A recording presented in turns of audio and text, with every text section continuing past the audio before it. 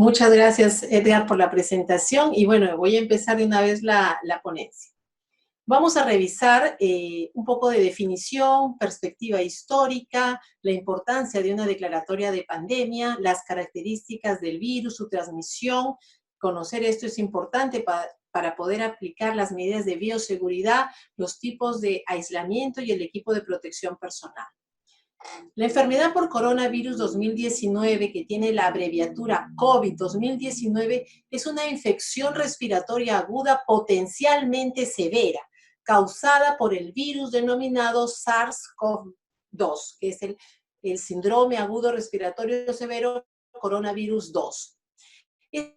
Esta nueva infección tiene como una característica importante su rápida propagación. Se habla de un número reproductivo que se denomina Rho entre 2 y 3. ¿Qué quiere decir esto? Que una persona infectada puede infectar a 2 o 3 personas y esto a su vez seguirse reproduciendo. La otra característica importante de este virus que ha hecho que se disemine de la manera que estamos viendo son las altas cargas virales. Se habla de un periodo de incubación de 2 a 14 días, con un promedio de 5 días aproximadamente. Conocer esto es importante porque el periodo de incubación es el periodo en el cual se produce la transmisión. Por eso que escuchamos que los aislamientos o cuarentenas de los pacientes más o menos son de 14 días, ¿no? Otra cosa importante es que este cuadro, según los reportes chinos, que es nuestra mayor fuente de información, es que el 81% de los pacientes son leves, 14% moderados y un 5% son severos, que son los pacientes que más nos preocupan porque son los que tienen mayor riesgo de muerte en este porcentaje, ¿no? Se habla de una tasa de mortalidad también, según los reportes chinos, de 2 a 3%, ¿no? Afectando en su mayor parte a las personas mayores de 70 años, ¿no? Es donde se ha visto la mayor mortalidad. Esta es una página de la Universidad Johns Hopkins que nos permite hacer un seguimiento diario y por países de los casos confirmados y del total de muertes, ¿no? Muy importante. Bueno, para situarnos en una perspectiva histórica, han existido pandemias muy letales, ¿no? Aquí vemos, por ejemplo, la pandemia de la peste negra que produjo 200 millones de muertes más o menos en el siglo XIV. En el siglo XX, la gripe española, ¿no? En los años 1918, 1919, produjo entre 40 a 50 millones de muertes. Ya en el siglo XXI nosotros tuvimos la gripe porcina, en el 2009-2010 con 200.000 muertes, ¿no? Es lo más alto del siglo XXI que se estaba describiendo hasta antes de la aparición del SARS-CoV-2. Y en el siglo XXI también se dieron dos pandemias que fueron la del MERS y la del SARS. La del SARS que se dio en el 2002-2003 con 770 muertes, ¿no? Más o menos un 10% de mortalidad, y MERS en el 2012 con 850 muertes, más o menos un 30% de mortalidad. Según nuestra página de la Universidad Johns Hopkins, el SARS coronavirus estaría produciendo 217.945 muertes, superando a la epidemia de la gripe porcina, ¿no? Y un total de casos confirmados a nivel mundial de 3.139.415 pacientes, ¿no? En el Perú tenemos 31.190 total de confirmados y un total de muertes de 854. El primer caso de infección por SARS-CoV-2 se reportó el 17 de noviembre del 2019 y en el Perú el primer caso se reportó el 5 de marzo del 2020.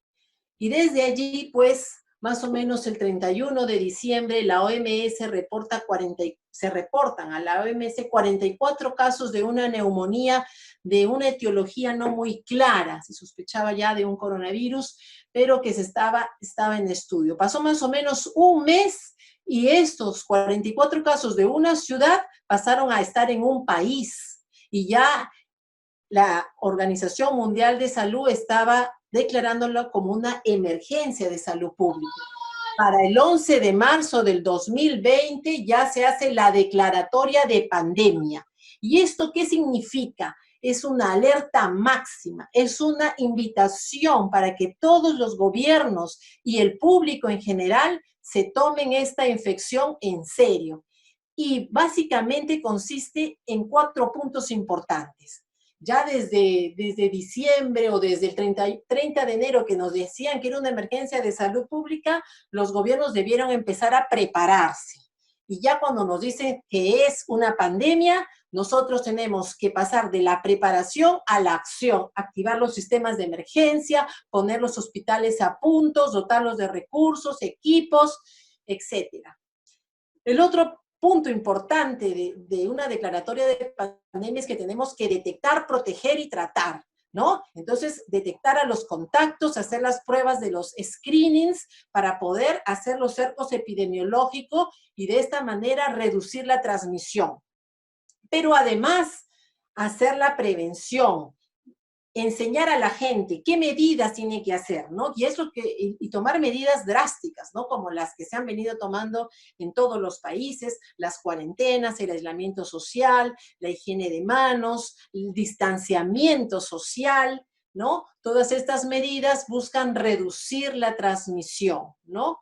Y como cuarto punto, y es lo que estamos haciendo en estos momentos que ya tenemos con nosotros, que lo vivimos cada vez que estamos en el hospital, en el día a día, es que tenemos que innovar y aprender. Aquí tenemos que ser muy conscientes que todas las iniciativas suman, que hay que tomar iniciativas, que hay que observar y decir y declarar en lo que nosotros podemos ir mejorando, irnos comunicando también para que de esta manera todos podamos aprender, ¿no?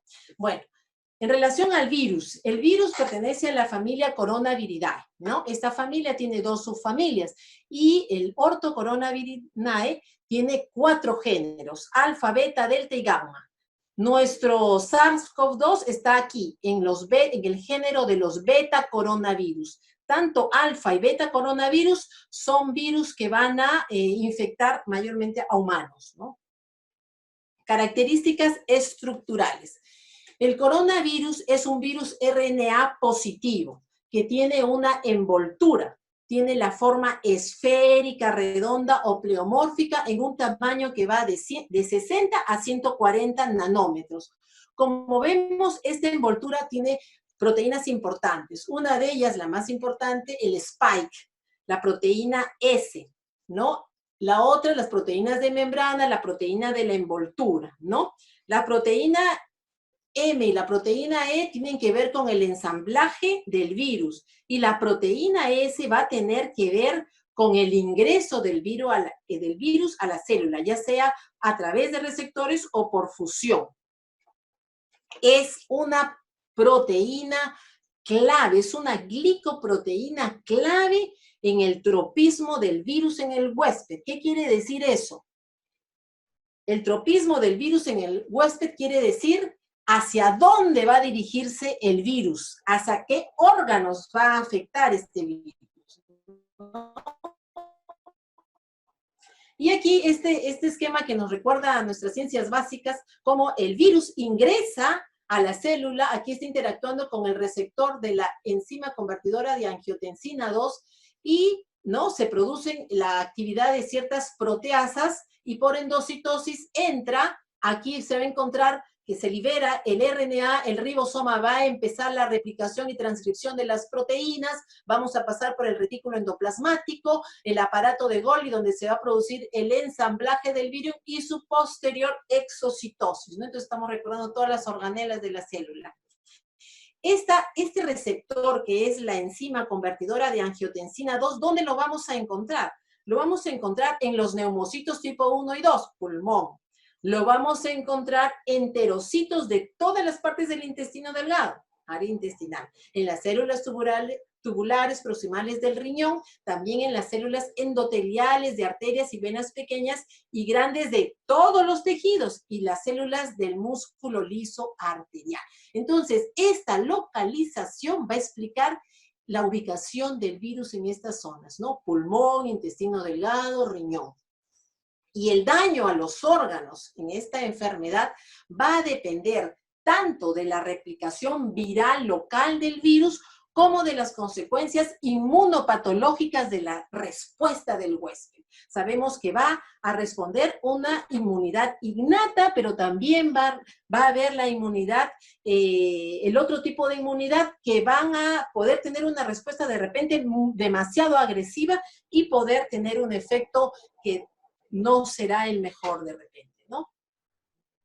En relación a la transmisión, bueno, este virus se ha descrito que son los murciélagos los iniciales, los huéspedes iniciales, ¿no? Estos murciélagos vuelan y al volar liberan heces. Estas heces van a caer sobre la tierra y un huésped intermediario, que en este caso se ha identificado al pangolino, es el que probablemente luego toma contacto con el humano y el humano se transforma en un huésped incidental. Y ya posteriormente se ha visto pues la transmisión de humano a humano a través de gotas o contacto directo, aunque también vamos a ver que se propugna la transmisión aérea, ¿no? Entonces aquí este gráfico nos permite ver cómo un individuo afectado sintomático al toser va a liberar gotas de muchos tamaños, gotas grandes, pero también va a liberar gotas pequeñas. Es un poco difícil decir que solamente son gotas grandes, ¿no? Y a quien tenga cerca a una determinada distancia, lo puede contaminar de manera directa. Partículas respiratorias de más de 5 micras de diámetro pueden hacer contacto con la superficie de la mucosa de un receptor. O sea, si alguien está tosiendo muy cerca a mí, es probable que una de esas gotas va a caer a la primera mucosa que tenemos más expuesta, que son nuestros ojos, ¿no? Como también podría caer en nuestra boca, ¿no? Esa es una diseminación directa. Una diseminación indirecta es que estas gotas, pues, estén en los fomites, ¿no? En superficies inanimadas que luego, de manera indirecta por contacto, este huésped susceptible lo toca esas superficies y luego se toca la mucosa y de esa manera lleva la infección. Y la otra es la transmisión aérea, ¿no? Con partículas ya más pequeñas de menos de 5 micras, que son los aerosoles. También se propugna la ruta fecal-oral, porque como hemos visto hay tropismo hacia el área intestinal. O sea, también podemos encontrar el RNA del virus en las heces de los pacientes. Ahora, un detalle importante es el que ponemos aquí. Las personas asintomáticas también pueden transmitir. Se ha visto justamente en estudios de hisopados nasofaringios al segundo día de la enfermedad, el inicio de los síntomas, grandes cargas virales. Pero lo más llamativo es que también en asintomáticos que tienen la infección, pero son asintomáticos, también se han detectado grandes cargas virales, ¿no? Y esto es muy importante. Entonces, la transmisión de este virus se va a llevar a cabo por contacto, ¿no? Ya hemos visto, por gotas y por aerosoles. También por aerosoles, ¿no? Y para la producción de aerosoles son importantes 3 mecanismos, ¿no? Uno, la actividad laringea, como hablar y toser. ¿Por qué? Porque la laringe se abre y se cierra, ¿no? Actividad laringea. Flujo de gas a alta velocidad, ¿no? Por ejemplo, durante un estornudo. Apertura y cierre cíclico de vías aéreas terminales. Un aerosol, que es una partícula muy pequeña, ingresa y llega hacia las áreas terminales del tracto respiratorio. Entonces, los estornudos, la tos, la expiración van a producir partículas en una gran variedad de tamaño y aquí pueden estar estos aerosoles, ¿no? Que son los que nos preocupan más porque requieren algunas medidas más especiales, ¿no?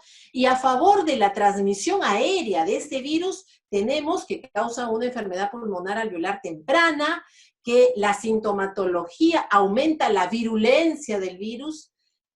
Se ha encontrado ARN, por ejemplo, en ventiladores de techo. En los ventiladores de techo se ha encontrado ARN del virus, en un área donde no habían procedimientos generadores de aerosoles. ¿Y cómo llegó hasta el techo? Esa es la gran pregunta, ¿no? Otra cosa que nos habla de una probable transmisión aérea es lo que estamos viendo, la transmisión global rápida. Algo más, el virus es estable cuando está en aerosol. Eso está demostrado y se ha demostrado durante la primera pandemia del SARS-CoV-1. Y no sugerente de transmisión aérea, fundamentalmente, pues que no se han encontrado muestras en aire expirado y ningún virus ha sido cultivado de muestras de aire, ¿no? Es importante recordar que este virus, el SARS-CoV-2, permanece estable en aerosoles generados artificialmente por hasta 3 horas. Por hasta 3 horas. Mientras se mantiene un título infeccioso, ¿no? Esto es muy importante porque esto es algo de lo cual tenemos que tener mucho cuidado. Ahora, ¿cuáles son los factores que pueden aumentar el riesgo en los trabajadores de salud, ¿no? Que es justamente el equipo que está en la primera línea de batalla y que tenemos que cuidarnos, ¿no?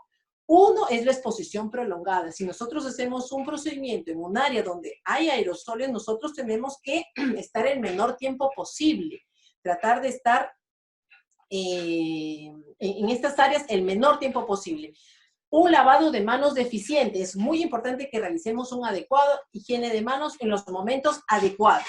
El espacio inadecuado, espacios cerrados con mucha gente, eso aumenta el riesgo de contaminación y que no estemos usando nuestro equipo de protección personal de manera adecuada. Y aquí tenemos algunos de los procedimientos que hacemos en neonatología y que pueden ser grandes productores de aerosoles, ¿no? Por ejemplo, la ventilación a presión positiva, bueno, va a depender de la técnica con que la hagamos, pero podemos reducir la liberación de aerosoles si colocamos un filtro de alta eficiencia que va a disminuir la liberación de estos aerosoles. La reanimación cardiopulmonar, que se considera de manera extrema un liberador de aerosoles, la succión que nosotros muchas veces hacemos cuando hacemos nuestra atención inmediata, pero que si no es necesario, por favor, no la realicemos. Generador de aerosol natural, la tos frecuente, los estornudos, ¿no? Estos altos generadores de aerosoles, ¿no? La extubación también se considera como alto generador de aerosoles. La laringoscopía va a depender de cuál sea el estado del paciente previo al procedimiento. La cánula nasal de alto flujo, que también usamos en nuestras unidades, alto, moderado riesgo. La ventilación no invasiva, el CPAP, también alto, moderado riesgo. Las nebulizaciones, evitarlas. Y el estado disneico también tiene un alto riesgo de producción de aerosoles. Entonces, como vemos, en el área de neonatología hay varios procedimientos en los que podemos estar expuestos a estos aerosoles. Tenemos que tener el equipo de protección personal adecuado y realizar la higiene de manos adecuada, evitar los lugares cerrados, evitar la exposición prolongada. De esta manera vamos a poder protegernos. Entonces, ¿qué precauciones tenemos que llevar a cabo? Ya sabemos cómo es el virus, cómo se transmite, que es altamente infeccioso. Tenemos que llevar a cabo las precauciones estándar. Ahora vamos a hablar de ellas. Las precauciones también basadas en los mecanismos de transmisión. Cuando hablamos de precauciones estándar, nos estamos refiriendo a las medidas más importantes para la prevención de infecciones asociadas a la atención de la salud. Y se tienen que hacer a todos los pacientes. Aquí no importa su condición de infección. Todas las personas son potencialmente infecciosas y susceptibles de infección. Y esta pandemia nos lo está demostrando. Entonces, ¿cuáles son estas precauciones estándar? Tenemos que realizar una adecuada higiene de manos. Creo que todos los neonatólogos, estudiantes, residentes de neonatología y de pediatría que rotan en nuestras áreas, lo primero que van a aprender es higiene de manos. Y no solo la higiene, sino también los momentos en que hay que realizar esta higiene de manos. Esto es muy importante. Lo otro es el uso del equipo de protección personal, la disposición adecuada de los elementos punzocortantes, la desinfección, esterilización, desinfección de las áreas, proveer de equipos biomédicos adecuados, salas de aislamiento, y luego la disposición y segregación de los residuos biológicos. Esto es también muy importante que tenemos que tener nosotros cuando nos retiramos nuestro equipo de protección personal que está contaminado, ponerlo en las bolsas rojas que son las adecuadas para estos residuos biológicos de alta infecciosidad, a base de producir infecciones en el personal de limpieza que es el que va a trasladar estos residuos. Entonces tenemos que ser en eso muy benévolos con este personal para evitar que ellos también se contaminen, ¿no? Y contaminemos al resto de la población. Entonces, la higiene de manos es un tema muy importante que lo remarco, ¿no? Cómo lavarse las manos con agua y jabón, un procedimiento de 40 a 60 segundos, cómo realizarlo con alcohol, solución alcohólica, 20 a 30 segundos, los momentos de la higiene de mano, 2 antes, 3 después, antes de tocar al paciente, antes de realizar una labor aséptica, después de tocar al paciente, después del contacto con fluidos corporales y después de haber entrado en contacto con el entorno del paciente. ¿Y cuál es el entorno de nuestro recién nacido? Su incubadora, el estetoscopio, las cosas que están alrededor de su ambiente, ¿no? Entonces nosotros le damos en neonatología y en nuestro servicio en especial tenemos el orgullo en la UCI neonatal del Hospital Rebagliati de haber sido los pioneros en la celebración de la higiene de manos como una celebración institucional, porque para nosotros el 5 de mayo constituye una fiesta donde todo el equipo, muchas veces en alguna ocasión hemos hecho un concurso donde cada grupo de enfermería ha hecho y también de residentes de neonatología han hecho sus coreografías. ¿Para qué? Para que todos estemos en el pensamiento, tengamos la higiene de manos y sus momentos, ¿no? El otro punto son los tipos de aislamiento. El más frecuente que utilizamos en neonatología es el aislamiento de contacto, ¿no? Y aquí tenemos nuevamente la higiene de manos, el uso de guantes, el uso de las batas o camisones limpios, elementos exclusivos para el paciente, un estetoscopio solo para el paciente, ¿no? La higiene y desinfección del equipo biomédico en cada turno, pedimos muchas veces que se haga, ¿no? Y en caso de brotes, en caso de más pacientes con alguna infección, establecemos aislamiento de cohortes, ¿no?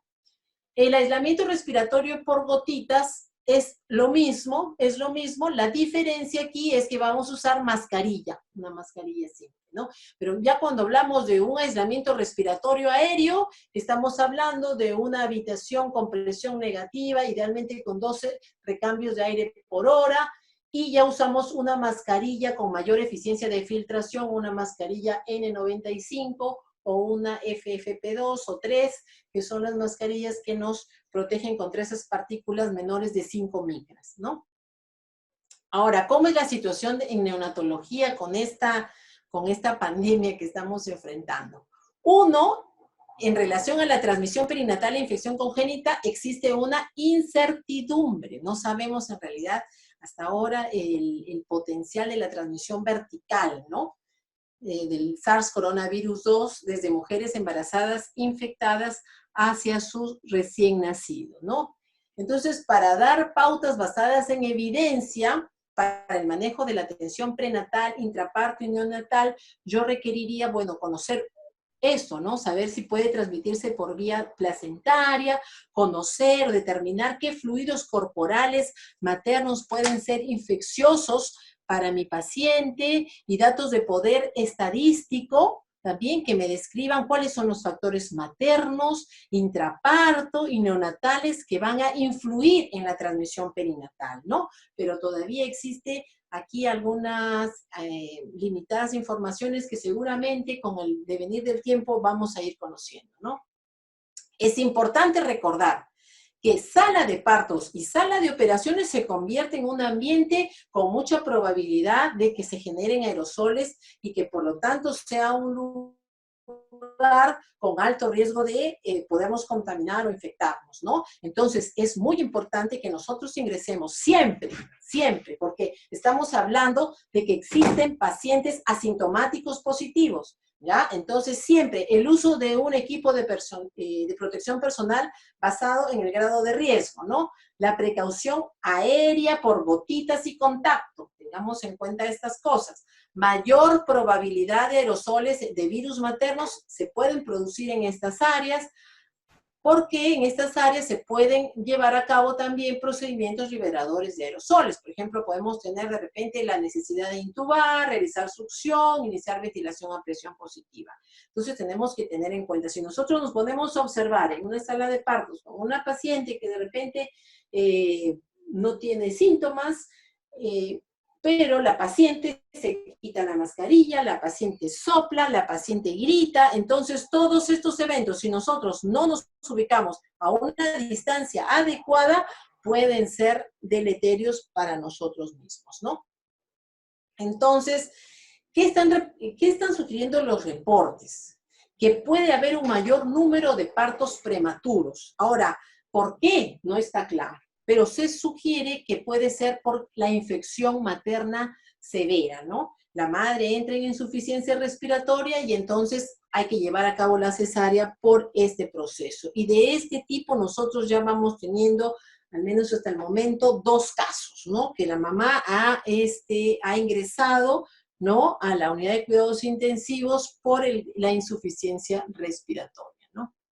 Entonces es importante que tengamos preparada el área obstétrica y neonatal. O sea, planifiquemos sala de partos y operaciones adicionales. Esto ya lo estamos teniendo en nuestro hospital. Hay una sala de operaciones que es solamente para este tipo de gestantes, personal y paciente con equipo de protección personal, y estamos haciendo nuestras simulaciones y nuestras capacitaciones, ¿no? Y son muy importantes porque nos van a permitir comprender la logística, qué cosas necesito, cuánto necesito de esto, ¿no? El flujo de trabajo, ¿no? El equipo de seguridad durante la reanimación, cómo lo voy a transportar al paciente, dónde me coloco mi equipo de protección personal y dónde lo retiro.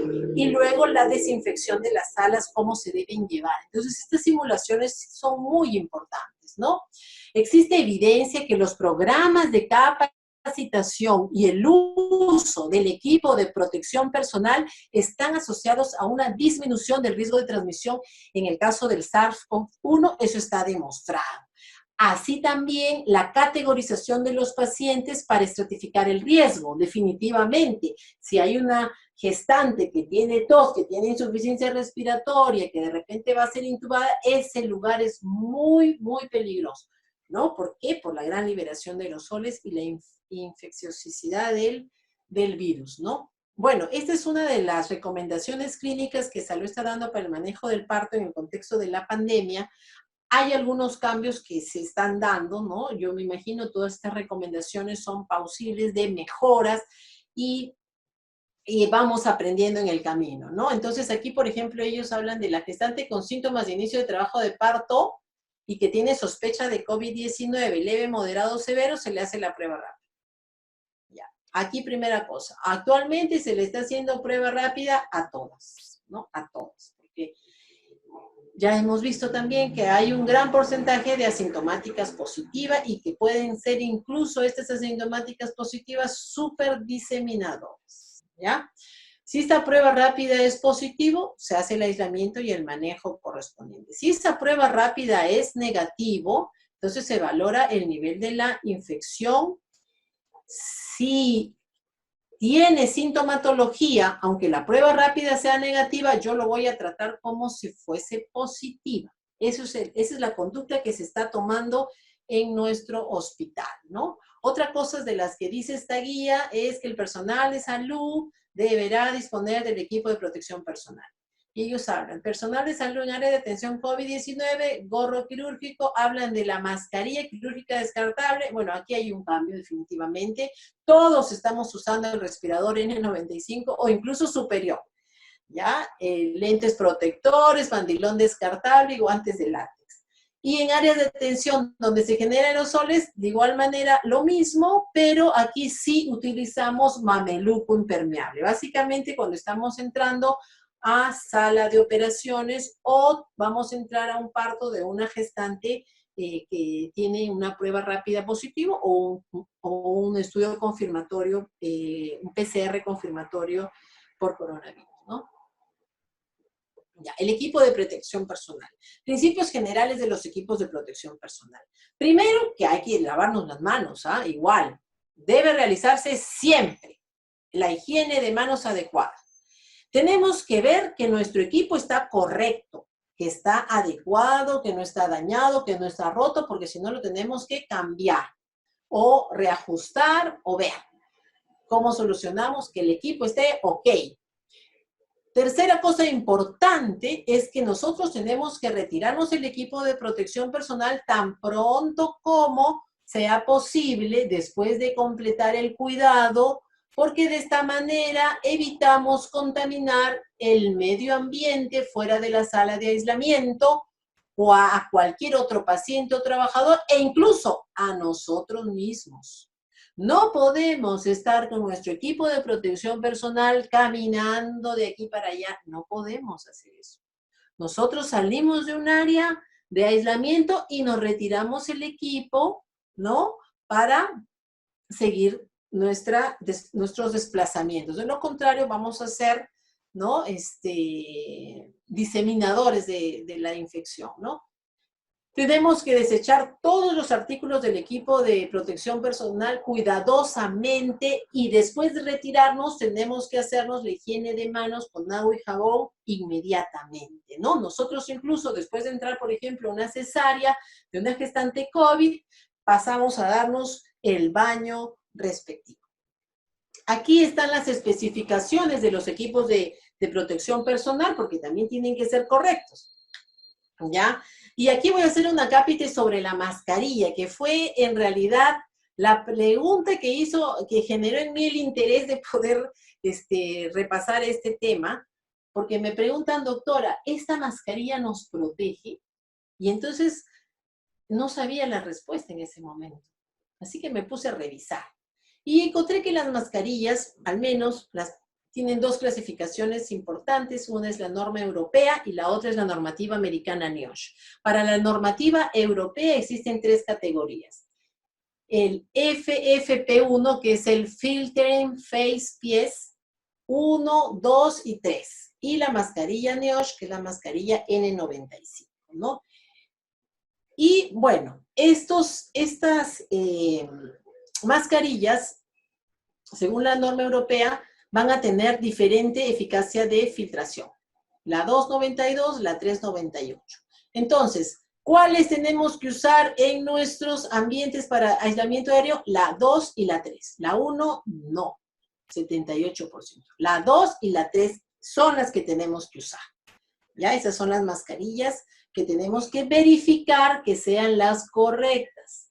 Y si es la N95, tiene que decir en la mascarilla NIOSH. ¿Por qué? Porque NIOSH viene a ser como una garantía de calidad, ¿no? De que ha pasado todas las pruebas de filtración y está apta para evitar la transmisión aérea. Algo importante con las mascarillas quirúrgicas, están diseñadas para evitar que la persona que la lleva propague o emita patógenos, ¿no? Entonces, estas están diseñadas de dentro hacia afuera. Evita que eso salga. Por eso es importante que las gestantes, todas, los visitantes y ahora todos, estén con su mascarilla. Cuando vamos a tener contacto con la mamá en la habitación, señora, por favor, desde la puerta, póngase la mascarilla, porque algunas no la tienen puesta, póngase la mascarilla, mantengamos la distancia, voy a examinar a su bebé con todo el respeto y cariño que debemos tener siempre con nuestros pacientes, pero ahora estamos en una época en que tenemos que cuidarnos, ¿no? Aquí tenemos al médico chino, oftalmólogo, que hizo, pues, que puso el aviso, ¿no? De que casos de neumonía severas se estaban dando y que lamentablemente falleció este médico, ¿no? Y bueno, él aquí está usando su mascarilla N95, pero lamentablemente no la está usando adecuadamente, ¿no? Debajo de esa mascarilla N95, él tiene una mascarilla quirúrgica. esta no es la forma correcta de usar la mascarilla, lamentablemente, ¿no? Estas mascarillas quirúrgicas se pueden poner encima de la mascarilla N95, uno, para cuidarla, y dos, ¿en qué caso? Cuando la mascarilla tiene válvula de exhalación, porque la válvula de exhalación va a permitir que salga ese aire, nos va a dar confort, pero salga ese aire en un 20-30% y podamos infectar a otras personas. Entonces, en el hospital tuvimos varias mascarillas con válvula. De encima de la válvula, si queremos proteger a nuestros compañeros, tenemos que usar la mascarilla quirúrgica, ¿no? Y este documento, publicado en American Journal of Perinatology, es muy importante y muy interesante porque aquí nos ubica en las situaciones que estamos afrontando, pero nos dan varias alternativas que tienen que ser consultadas y discutidas con los padres, cosa que nosotros, bueno, no estamos haciendo, ¿no? Nosotros estamos haciendo unas medidas que se asocian a bajo riesgo de contaminar al recién nacido, ¿no? Pero tenemos que conocer que existen otras y que tenemos que ir abriéndonos a estas otras alternativas, porque esta separación que se produce del recién nacido de la madre está causando un fuerte impacto psicológico, además del efecto deleterio de que nuestros recién nacidos no están recibiendo la leche materna, ¿no? Y eso es algo que nos apena mucho, y yo creo que es algo en lo que vamos a empeñarnos en mejorar, y tenemos que hacerlo. Estamos, como decía, aprendiendo, y es uno de los puntos, ¿no? Bueno, aquí yo les voy a resaltar lo más importante, ¿no? En relación al parto, por ejemplo, la opción A, que sea en una habitación a presión negativa. Lamentablemente no la tenemos, esta opción, ¿no? Nosotros estamos por la opción C, que es el parto y el RCP en sala de aislamiento, en una sala de aislamiento, ¿no? En relación al RCP, por ejemplo, ¿no? También una opción A es que sea en un área de presión negativa. ¿Por qué? Por los aerosoles, ¿no es cierto? Van a haber menos. La opción B es que se ha llevado en la sala de parto a 2 metros de la distancia de la madre. Incluso ellos hablan de una barrera. Eso es lo que nosotros estamos haciendo, ¿no? Con proveedores limitados, ¿no? Es esta opción, ¿no? Porque nosotros no tenemos sala de presión negativa, ¿no? Entonces, en relación al parto, lo estamos realizando en sala de aislamientos, el RCP también en sala de aislamiento. Y sí estamos teniendo en cuenta que estemos a 2 metros de distancia de la madre, ¿no? Y con el personal necesario, nada más, ¿no? Entonces, aquí en este esquema, por ejemplo, vemos cómo nos hablan de una sala a presión negativa, el equipo de neonatología con equipo de protección personal completo, la gestante, no se le hace el contacto piel a piel, se le puede hacer un clampaje tardío del cordón por todos los beneficios que tiene, pero sostenido por el obstetra, ¿no? Sostenido por el obstetra, que también está con todo su equipo para prevenir la transmisión por aerosoles, ¿no? ¿Ya? Y el mínimo número de proveedores. Ahora, esta es la sugerencia, pero nosotros no estamos haciendo tampoco ni clampaje ni contacto piel a piel, y menos la interacción virtual del padre, ¿no? Bueno, estamos tomando medidas muy estrictas de aislamiento, ¿no? Lo que recomiendan incluso también es que si el recién nacido tuviese necesidad de reanimación cardiopulmonar, de repente poder salir fuera y que el equipo de reanimación esté ahí esperando para realizar la RCP fuera de la sala de aislamiento, y luego proceder al transporte en incubadora cerrada, ¿no? Aquí también es el momento de la reanimación cardiopulmonar. Se puede usar la barrera física, una cortina, para de esa manera estar a 2 metros, además de la madre, ¿no? Y bueno, tener todo el equipo de protección personal, porque como ya hemos discutido, este es un procedimiento que tiene alta liberación de aerosoles.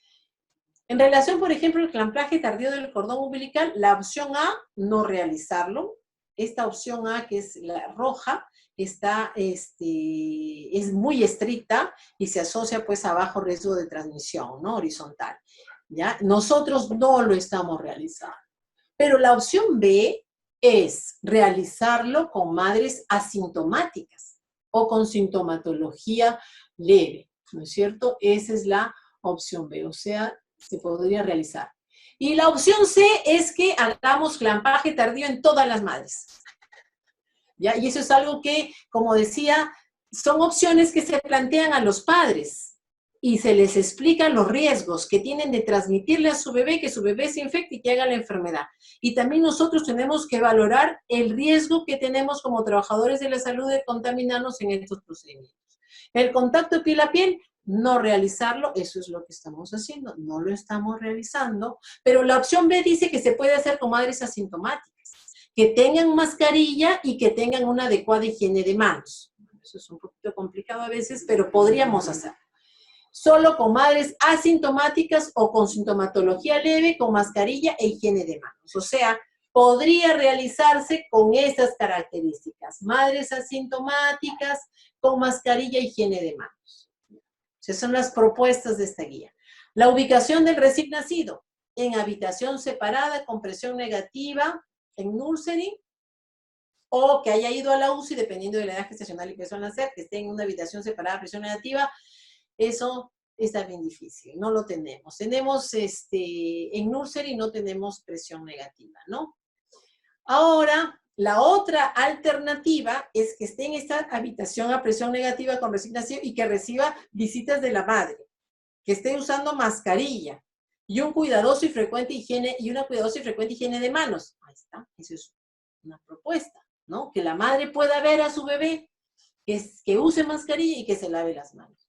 O puede ser la otra alternativa, que es la que en un principio pensamos que era factible, que esté en la misma habitación con la madre y recién nacido, a una distancia de 2 metros de la madre, excepto durante la alimentación, que la madre usará mascarilla e higiene de manos. Bueno, esa era la idea que yo personalmente tenía antes de conocer la realidad que tenemos ahorita, que estamos con poco personal, ¿no? En todas las áreas, de médicos, de enfermeras y de personal técnico. Entonces, había que capacitar a las mamás. Habría que capacitar a las mamás en que la mascarilla, en las medidas de contacto, en la distancia, etcétera. Y la verdad que nos ganó el número de pacientes que estamos teniendo y no nos hemos planteado esta posibilidad, pero yo creo que esta es la posibilidad que se va a plantear en breve, ¿no? Cuando discutamos como servicios posibilidades, porque están habiendo cada vez más casos de estos pacientes, ¿no? Bueno, el test neonatal, bueno, vamos a pasar esta parte. Y aquí el estricto aislamiento, salas separadas, ¿no? O, ¿no? A 2 metros de distancia con una barrera física para realizar la atención, ¿no? En relación al soporte nutricional, estos bebés que reciban la opción A, fórmula infantil o leche donada. La opción que nosotros estamos usando es esta opción, fórmula infantil, porque no tenemos leche donada, ¿no? La opción B es que la madre limpie sus senos, se extraiga la leche y se la dé un cuidador sano. Esa es una opción. Y la otra opción es que la madre use EPP, limpie los senos y amamante a su bebé. Esa es la otra opción. Se supone que son madres asintomáticas de preferencia, ¿no? La política de visitas muy restringida, que nadie los visite, o visitas, pero que tengan un screening negativo a COVID, ¿no? 19, ¿no? Aquí está, perdón.